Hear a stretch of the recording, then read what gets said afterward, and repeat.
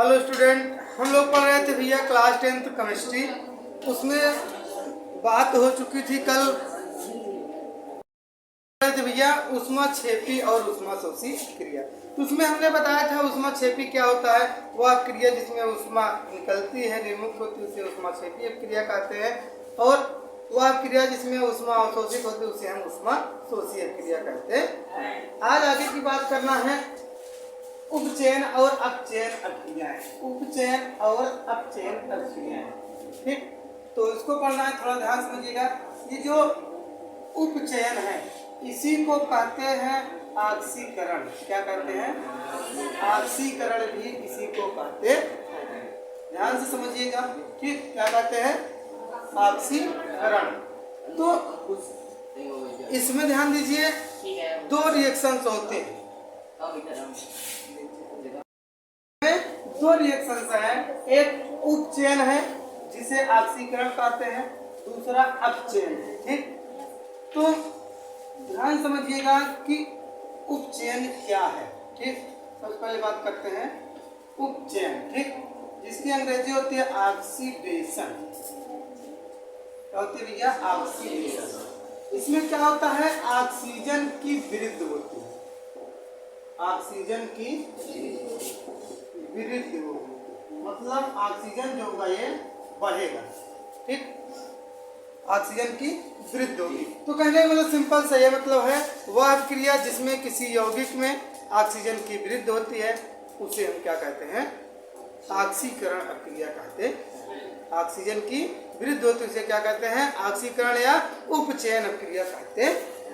अगर एग्जाम्पल की बात की जाए तो क्या करोगे? अगर एग्जाम्पल की बात की जाए तो क्या लिखोगे? बहुत ही आसान एग्जाम्पल है, 2Cu + O2, 2Cu + O2। तो इसमें देख रहे हो Cu है, कॉपर है, इसमें क्या होगा? ऑक्सीजन की वृद्धि होगी, तो क्या बन जाएगा? 2Cu। ध्यान देखो, कॉपर था, कॉपर में ऑक्सीजन था क्या? नहीं। Cu क्या है? कॉपर, कॉपर में ऑक्सीजन था क्या? नहीं। ये अलग से इसमें क्या हुआ? जुड़ गया, तो मतलब इसमें ऑक्सीजन की वृद्धि हुई ना, तो इसलिए इसको क्या बोलेंगे? उपचयन अभिक्रिया, ठीक। क्या बोलेंगे भैया? उपचयन अभिक्रिया। बात समझ में आई? अब समझो थोड़ा सा अपचयन अभिक्रिया क्या है। अपचयन अभिक्रिया, ठीक है, पूरा लिख देते हैं। इसे बोलते हैं रिडक्शन, रिडक्शन रिएक्शन। ये अपचयन अभिक्रिया क्या है? इसमें क्या होता है? किसी यौगिक में ऑक्सीजन की कमी होती है। अगर लिखना होगा क्या लिखोगे? ऑक्सीजन की कमी, कमी मतलब घट जाएगा, ठीक। मतलब किसी यौगिक में क्या होगा? ऑक्सीजन की अगर कमी हो रही है तो वो अभिक्रिया क्या कहलाएगी? अपचयन अभिक्रिया कहलाएगी। किसी कोई दिक्कत नहीं होनी चाहिए। तो इसमें जरा देखिए, अगर एग्जाम्पल इसकी बात करें तो जैसे 2CuO, ठीक, और क्या है ये? H2, ठीक, 2CuO प्लस का H2 है। तो अगर अब ध्यान दो, अगर ये रिएक्शन कराया जाए, टेम्परेचर थोड़ा सा रहेगा, तो ये क्या होगा? इसका जो ऑक्सीजन है, कितने ऑक्सीजन है? 2 ऑक्सीजन है, यहाँ 2 गुणा कितना ऑक्सीजन हुआ? 2 ऑक्सीजन। ये क्या होगा? इसमें H2 में जुड़ जाएंगे और 2Cu अलग हो जाएगा, प्लस का H2O, ठीक। कितना हो जाएगा? H2O। 2 ऑक्सीजन है, 2 ऑक्सीजन होंगे, आगे 2 लगाओगे, संतुलित करने के लिए यहाँ भी क्या करोगे? 2 लगा दोगे। बात समझ में आई? ये कॉपर ऑक्साइड था, इसमें का ऑक्सीजन क्या हुआ? निकल गया, इसके साथ चला गया। इसमें का ऑक्सीजन क्या हुआ? ये देख रहे हो ना, कॉपर था, इसमें ऑक्सीजन है, अब पहले था, लेकिन जब यहाँ पहुंचा तो ऑक्सीजन बचा नहीं, तो ऑक्सीजन क्या हुई? कमी। तो ये क्या कहलाएगा? अपचयन अभिक्रिया। क्या कहलाएगा? अपचयन अभिक्रिया। ध्यान देना इंपॉर्टेंट है, पूछ लिया जाता है एग्जाम में। अपचयन अभिक्रिया, किसी कोई दिक्कत यहाँ तक नहीं होनी चाहिए। अब जरा देखो, यहीं पर बहुत ही इंपॉर्टेंट है, इसी में पूछ लेता है कभी कभी क्या कई बार पूछा है, रेडॉक्स अभिक्रिया। रिडॉक्स अभिक्रिया, redox reaction, redox reaction. Redox अभिक्रिया क्या है भैया? कोई ऐसी अभिक्रिया हो, कोई ऐसी अभिक्रिया हो जिसमें ऑक्सीकरण और अपचयन दोनों, कोई ऐसी अभिक्रिया हो जिसमें ऑक्सीकरण और अपचयन दोनों क्रियाएं होंगी एक ही अभिक्रिया में, तो उस अभिक्रिया को क्या बोलेंगे? रिडॉक्स अभिक्रिया बोलेंगे। और यह सम्मिलित करके हम बोल सकते हैं उपचयन अपचयन अभिक्रिया, उपचयन अपचयन अभिक्रिया या रिडॉक्स अभिक्रिया। पूछा गया कई बार रिडॉक्स अभिक्रिया क्या है, उदाहरण सहित समझाइए। तो इसको आपको क्या करना है? कंसंट्रेशन से समझना, ठीक। तो देखा जाएगा एग्जाम्पल, जैसे जिंक ऑक्साइड है प्लस कॉपर है, ठीक। जिंक ऑक्साइड प्लस का कॉपर, शायद दिखाई नहीं देना पूरा देखा, जिंक ऑक्साइड प्लस का कॉपर रिएक्शन कराओगे, रिएक्शन कराओगे तो यहाँ बन जाएगा कॉपर ऑक्साइड, पहले जिंक लिख देते हैं प्लस का कॉपर ऑक्साइड। तो इसमें जरा ध्यान से देखिए, जिंक प्लस कॉपर ऑक्साइड, ठीक। देखिए ध्यान से, यहाँ जिंक के साथ ऑक्सीजन है ना? क्या यहाँ जिंक के साथ ऑक्सीजन है? नहीं, मतलब इसमें क्या हुआ? ऑक्सीजन की कमी हुई। ऑक्सीजन की कमी को क्या कहते हैं? ये पढ़े हो भी, अपचयन अभिक्रिया। तो क्या लिखोगे? ये क्या है?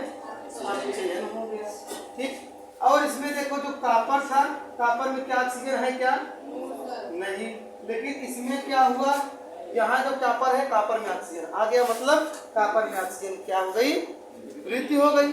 यार समझो, यहाँ कॉपर के साथ ऑक्सीजन है क्या? नहीं है ना, लेकिन यहाँ पर कॉपर जब बचा तो ऑक्सीजन उसके साथ है, तो ये क्या हुआ? ऑक्सीजन साथ है, मतलब कि ऑक्सीजन की वृद्धि हो गई। ऑक्सीजन की वृद्धि हुई का मतलब कौन सा रिएक्शन? देखो ऑक्सीजन की वृद्धि, तो क्या हो जाएगा? उपचयन, ठीक। बात समझ में आई? तो अपचयन हुआ, उपचयन हुआ, इस पूरे रिएक्शन को हम क्या बोलते हैं? ये जो अभिक्रिया होगी रिडॉक्स अभिक्रिया कहेंगे। क्या बोलेंगे भैया?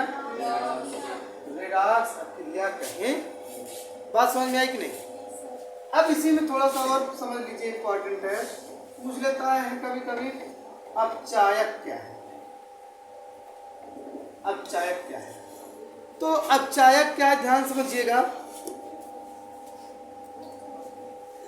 अगर अपचायक कभी भी पूछे आपसे, तो आप सिंपल से ये बात करेंगे, जिन पदार्थों की सहायता से, जिन पदार्थों की सहायता से अपचयन अभिक्रिया होती है, जिन पदार्थों की सहायता से अपचयन अभिक्रिया होती है, उसे हम अपचायक कहते हैं। बात समझ में आई? तो अगर लिखना हो तो क्या करोगे? लिख दोगे जिन पदार्थों की, कुछ उल्टा बोल दिए थे क्या? भी जिन पदार्थों की सहायता से अपचयन होता है, अपचयन होता मतलब अपचयन क्रिया, अपचयन होता है, उसे क्या कहेंगे? उसे अपचायक कहेंगे, उसे अपचायक कहते। ठीक। अब जैसे इसमें समझ लो, जैसे ये था, तो ये जो ZnO है, तो ZnO में ऑक्सीजन है, ठीक। तो इसमें से ऑक्सीजन क्या हुआ? निकल गया। तो ऑक्सीजन निकला तो किसके साथ गया? कॉपर के साथ गया। मतलब कॉपर ने क्या किया? इसकी मदद की, जिससे कि ऑक्सीजन उसके साथ चला गया। तो मतलब क्या हुआ? कॉपर क्या है यहाँ पर? अपचायक। कॉपर क्या भैया? अपचायक है। किसी कोई दिक्कत नहीं बनी। इसी तरह से ऑक्सीकारक क्या है? ऑक्सीकारक। अगर पूछ लिया जाए ऑक्सीकारक क्या है, तो सिंपली क्या लिखेंगे? जैसे इसमें है उसी तरह उसमें भी लिख देंगे। ऑक्सीकारक क्या है? जिन पदार्थों की सहायता से तो उपचयन क्रिया होती है, उसे हम क्या कहते हैं? ऑक्सीकारक कहते हैं। ऑक्सीकारक या इसी का दूसरा नाम हम जैसे हमने बताया था अभी, उपचायक। क्या? चाहे आक्सीकारक बोले चाहे उपचायक बोले। ठीक, तो कहने का मतलब ये हुआ कि जिन पदार्थों की सहायता से अपचयन क्रिया होती है उसे अपचायक कहते हैं, और जिन पदार्थों की सहायता से उपचयन क्रिया होती है उसे आक्सीकारक या उपचायक कहते हैं। बात समझ में आई? अभी तक जितना पढ़े फिर से एक बार समझो ध्यान से पूरा। हमने पढ़ाया आक्सीकरण और अपचयन क्रिया। आक्सीकरण क्या है? वह क्रिया जिसमें किसी पदार्थ में ऑक्सीजन में वृद्धि होती है उसे हम आक्सीकरण क्रिया कहते हैं। और दूसरा अपचयन क्या है? वह क्रिया जिसमें जिस क्रिया में किसी पदार्थ में ऑक्सीजन की कमी होती है उसे हम क्या कहते हैं? अपचयन क्रिया कहते हैं। ठीक, फिर उसके बाद रेडॉक्स क्रिया उसी को सम्मिलित रूप है। उसमें क्या था? वह क्रिया जिसमें ऑक्सीकरण और अपचयन या उपचयन और अपचयन बोले। क्या? उपचयन और अपचयन दोनों क्रिया होती है उसे हम क्या बोलेंगे? रेडॉक्स क्रिया बोलेंगे। वही इंपॉर्टेंट है, रेडॉक्स क्रिया क्या है पूछा जाता है। ठीक, और फिर उसके बाद आक्सीकारक या उपचायक बताया। उपचायक क्या है? जिन पदार्थों की सहायता से उपचयन अपक्रिया होती है उसे हम उपचायक कहते हैं, जिन पदार्थों की सहायता से अपचयन अपक्रिया होती है उसे हम अपचायक कहते हैं। सबका हमने एग्जाम्पल भी दिया। ठीक, किसी कोई दिक्कत नहीं होनी चाहिए। तो नोट करें, फिर उसके बाद हम लोग आगे बढ़ते हैं।